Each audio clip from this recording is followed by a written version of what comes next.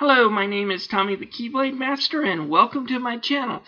If you have been watching my channel this month, you will have noticed I have been doing a whole bunch of Teenage Mutant Ninja Turtles reviews. I'm calling this Teenage Mutant Ninja Turtles month, and I'm reviewing pretty much my whole collection of Ninja Turtles games. And today I have a treat. Teenage Mutant Ninja Turtles 3, The Manhattan Project. One of my personal favorite games, and I think one of the best brawlers Konami ever made.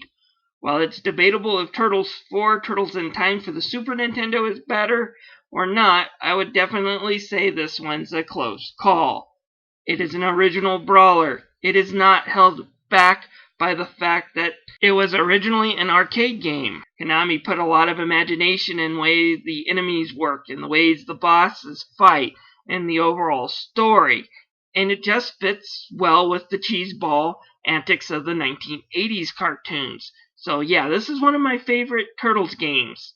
It also has the darkest subtitle to any Ninja Turtles games. For those of you who don't know what the Manhattan Project really was, it was the government's secret program that helped build the first atomic bombs that we used on Hiroshima and Nagasaki. But we're not here to talk about controversial political topics and historical debates. We're here to play video games, so let's start on this really great Ninja Turtles game. After you get over the fact that that sound clip, which sounded so cool 20 plus years ago, is now so dated that it's just horribly, laughably bad, you'll select your turtle and the real game begins with an opening cutscene. Alright, the game opens up with the Turtles taking a vacation in Florida. How did they get there? Why are they on the beach in broad daylight?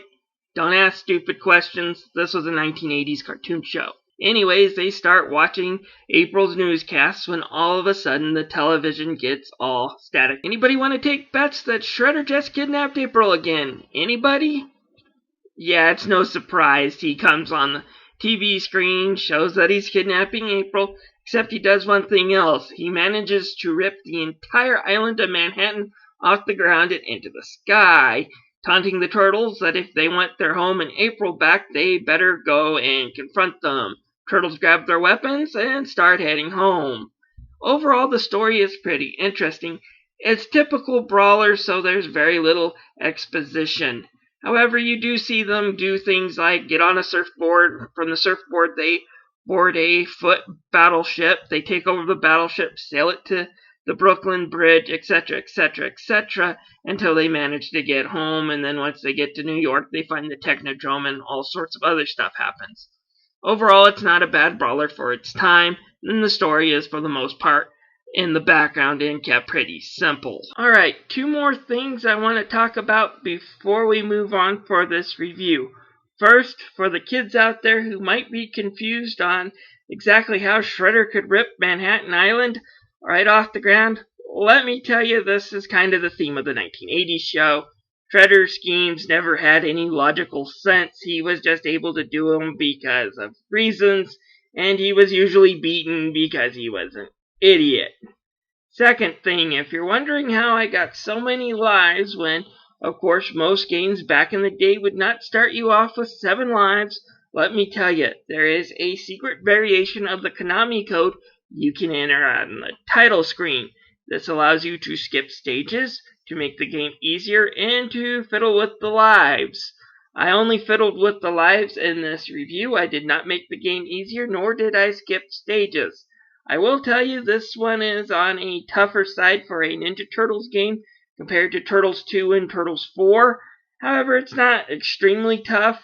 That being said, I felt like I should use the code to make sure I got through this game all in one run, to make sure I got enough footage.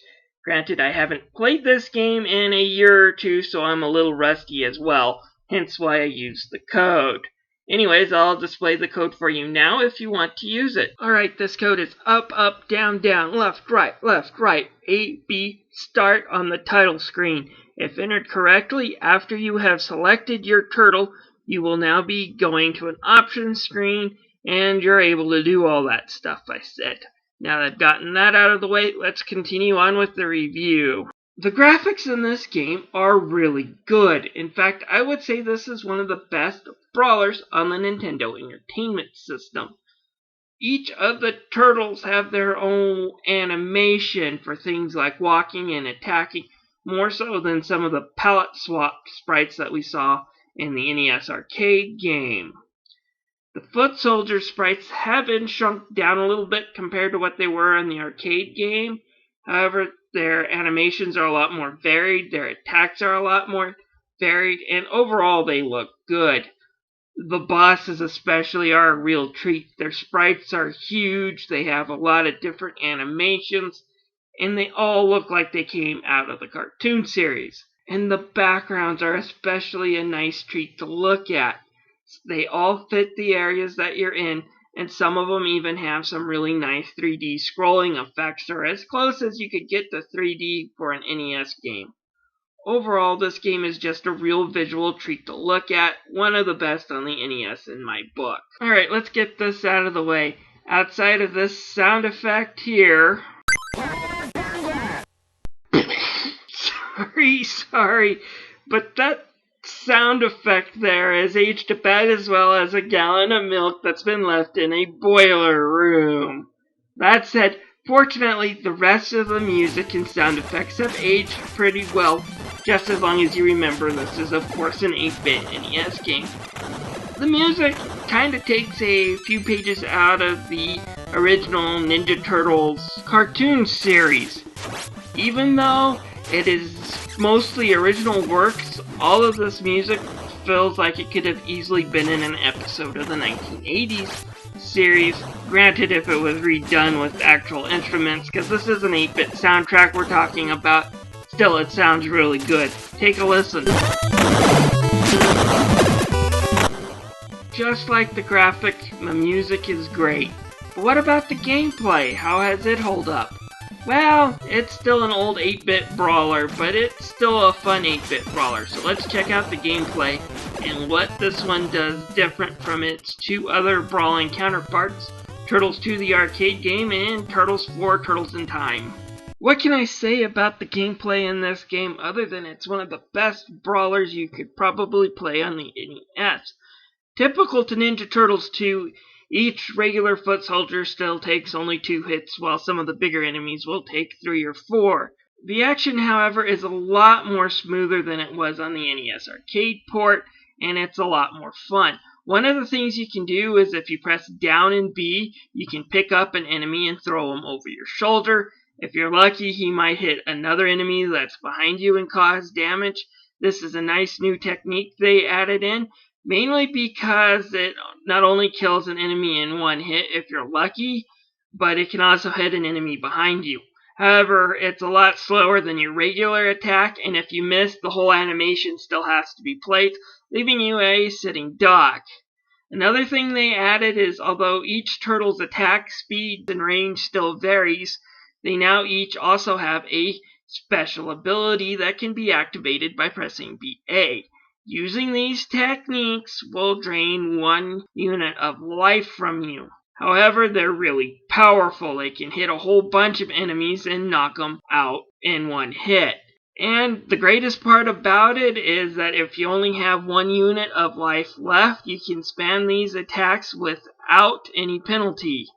So they're very handy, and mastering them for each turtle is also kind of fun. Leo's spin technique can be very powerful, but it leaves them a sitting duck afterwards, while Raphael is completely opposite end of the spectrum. His little drill attack can knock out several enemies at once and cover great distance, keeping them away from the enemy. However, you have to be careful because you don't know how far you're going to fly, and you have to watch the direction, because you might land in front of an enemy and get KO'd if you're not careful using that attack when you're low on life. Alright, another really great aspect of this game comes with the enemies. Now, granted, there's a lot of your standard foot soldier type enemies. However, they did include a few stone warriors in there as well, but the foot soldiers and just the way they attack are so varied. You'll have ones with whips, you'll have ones that will just come running out and jumping out at the screen at you. You'll have some carrying anvils which will crush your turtles if you hit them up front.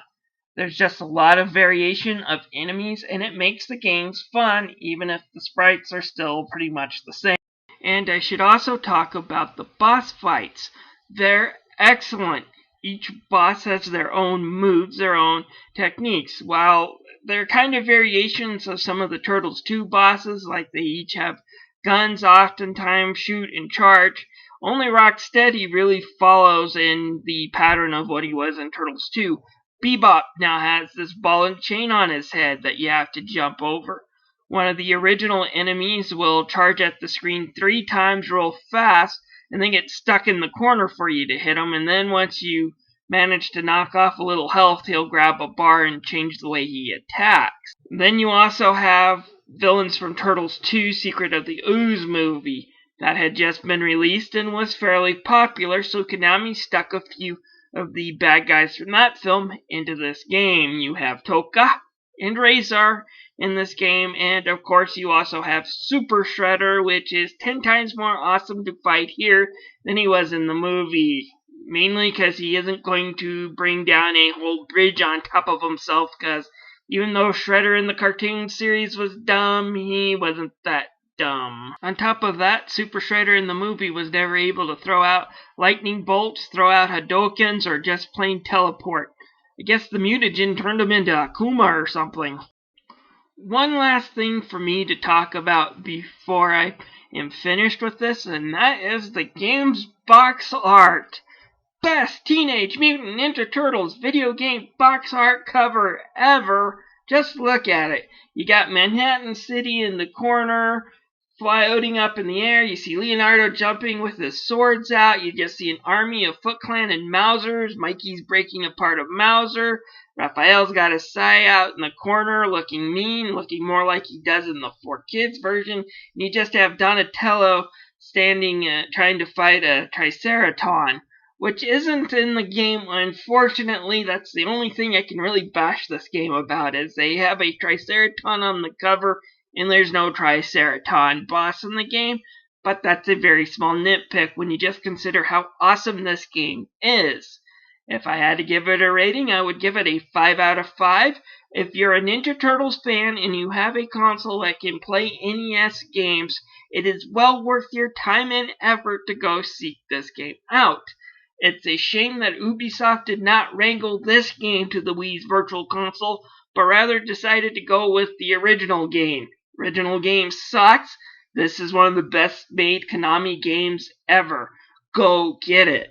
Anyways, that is Teenage Mutant Ninja Turtles 3, the Manhattan Project for the NES. Now it's time to move on to the Super Nintendo.